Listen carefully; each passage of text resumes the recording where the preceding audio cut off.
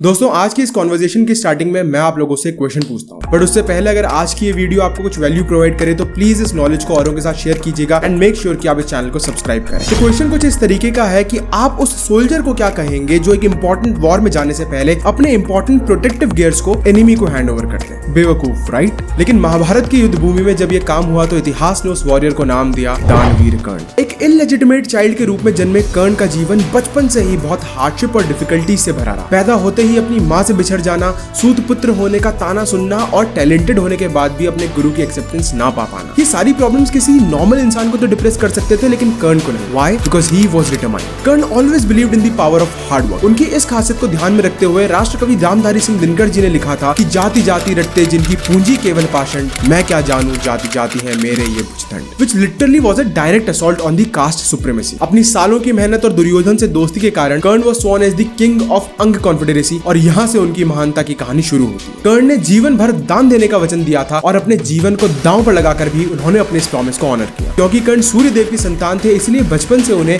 खास तरीके के कवच और कुंडल विरासत में प्राप्त हुए और इसकी मदद से वो किसी भी अटैक को इजीली पैसिफाई कर सकते थे।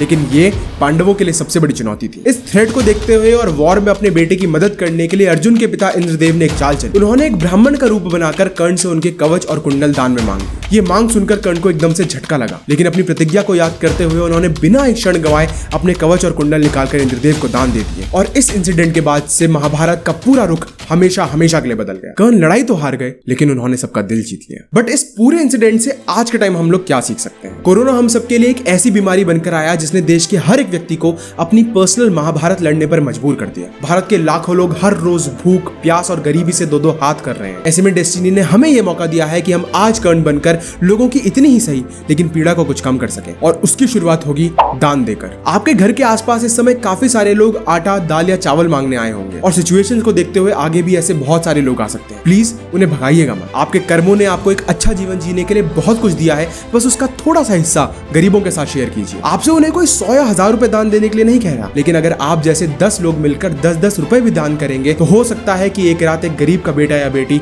पूरा पेट भरकर सोने के लिए जा सकते हैं। स्टॉक्स और क्रिप्टोस के टाइम पर याद रखिएगा कि इंसान की सबसे बड़ी इन्वेस्टमेंट ह्यूमैनिटी में हो सकती है। इसके रिटर्न्स आपको करोड़पति तो नहीं बनाएंगे, लेकिन प्यार और दुआओं का डिविडेंड आपकी लाइफ में खुशियों की ऐसी कंपाउंडिंग करेगा जिसे कोई भी पावर ऑफ कंपाउंडिंग कभी कैलकुलेट ही नहीं कर पाएगी। कर्ण ने समस्त मानव जाति के लिए दान धर्म का एक ऐसा एग्जाम्पल सेट करा जिसका अंश मात्र पालन करने से भी हमारा समाज सदा के लिए सुखी और समृद्ध हो सकता है। इस लॉकडाउन ने हमें एक इंसान बनने का मौका दिया है। आइए इंसानियत की नाती इंसान होने का गौरव प्राप्त करें।